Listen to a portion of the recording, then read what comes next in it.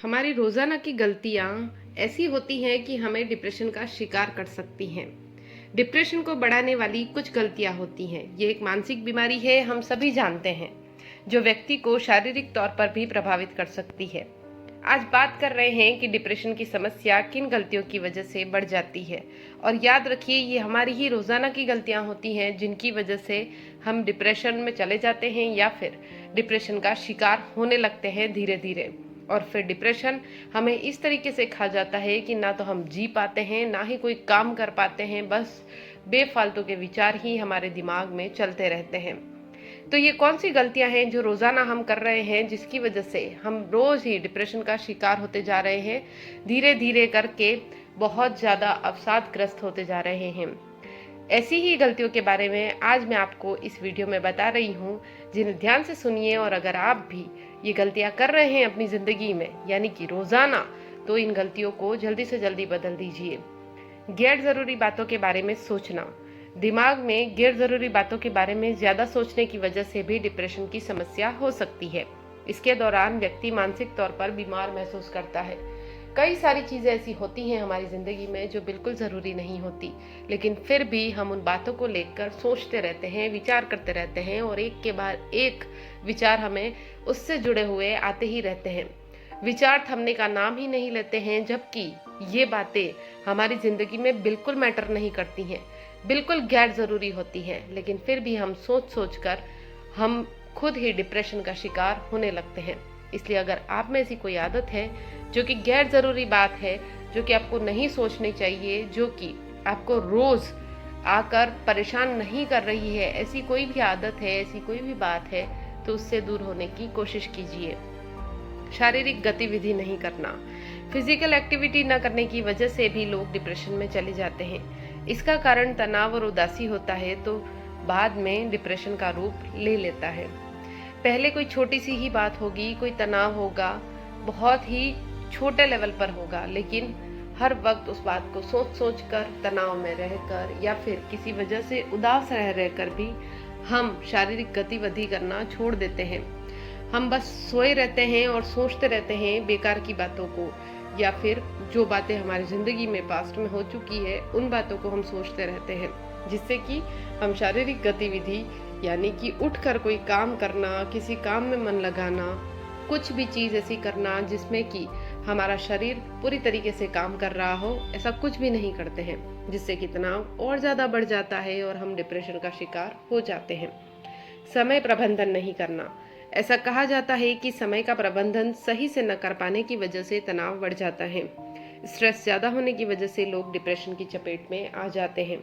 जब हम समय का सही प्रबंधन नहीं करते हैं तो आप क्या, मुझे भी तनाव होता है।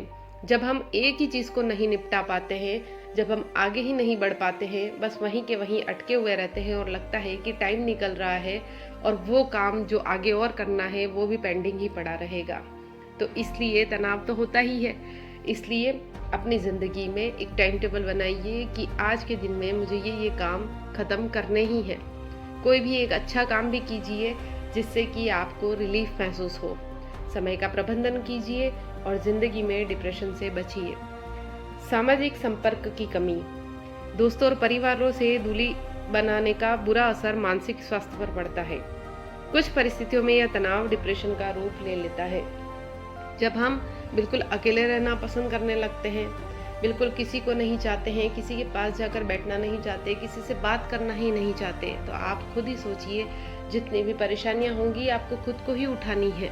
आप खुद ही सोचेंगे उन चीज़ों के बारे में, आप खुद ही सोचेंगे कि मैं सॉल्व कर दूं, लेकिन यकीन मानिए जब हम किसी से बात करते हैं तो वो एक ऐसा आइडिया दे देता है या ऐसी बात बता देते हैं जिससे कि ज़िंदगी बहुत ही सरल हो जाती है। ये मत सोचिएगा कि कोई साथी ही चाहिए, कोई दोस्त ही चाहिए। कभी कभी छोटे बच्चे भी इस तरीके के एडवाइस दे देते हैं कि हमें लगता है कि हाँ, हमने क्यों नहीं इस तरीके से सोचा। इसलिए आप कोशिश कीजिए कि किसी के भी संपर्क में रहें जो कि आपको सही राह दिखा सके जब भी आप परेशानी में हो। तनाव का प्रबंधन नहीं करना। ज़्यादातर लोग तनाव को सही ढंग से संभाल ही नहीं पाते हैं। बाद में यह तनाव डिप्रेशन का रूप ले लेता है और व्यक्ति मानसिक तौर पर परेशान रहता है। हम तनाव लेते ही क्यों हैं? हमारी रोज रोज की कोई ना कोई आदतें, कोई ना कोई चीजें बार बार रिपीट हो रही हैं, इस वजह से ही तो तनाव हो रहा है। जबकि हम उसका सॉल्यूशन नहीं ढूंढेंगे, उस तनाव के बारे में ही सोचते रहेंगे कि आज ये प्रॉब्लम हुई तो हुई, ऐसा हुआ वैसा हुआ, बस यही सोचते रहेंगे, लेकिन कभी उसका सॉल्यूशन नहीं ढूंढते हैं, नहीं समझते हैं। इसीलिए हम जब तनाव का प्रबंधन ही नहीं करते हैं तो फिर तनाव बढ़ेगा ही। किसी भी चीज़ का अगर प्रबंधन नहीं किया जाए तो वो चीज़ बढ़ती ही बढ़ती है, चाहे वो कुछ भी चीज़ हो। इसलिए याद रखिए कि तनाव को भी मैनेज कीजिए, अच्छे से मैनेज कीजिए, उसका सॉल्यूशन ढूंढिए कि आज मुझे ये परेशानी हो रही है तो इसका सॉल्यूशन क्या है। जब आप सॉल्यूशन की तरफ ध्यान देने लगेंगे तो तनाव अपने आप ही कम हो जाएगा और डिप्रेशन आएगा ही नहीं। खुद की देखभाल में कमी। डिप्रेशन बढ़ने का एक बड़ा कारण खुद की देखभाल में कमी करना ही है। सेल्फ केयर की कमी के चलते लोग डिप्रेशन की चपेट में आ जाते हैं।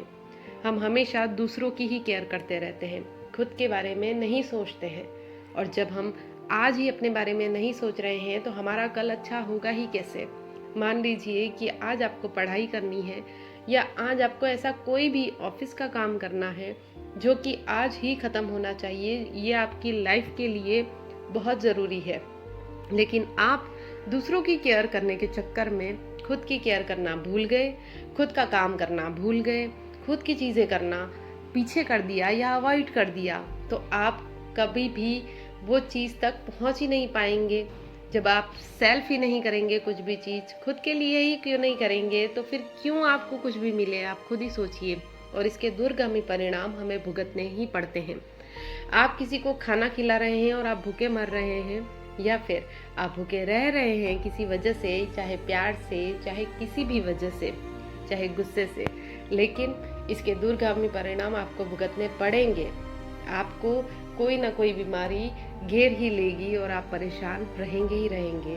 और जब दुख हमारे ही शरीर में हो तो दूसरा उसका भार नहीं उठा सकता है। इस बात को अच्छे से याद रखिए। अनहेल्दी डाइट में पोषक तत्वों की कमी होने पर भी डिप्रेशन का खतरा बढ़ जाता है।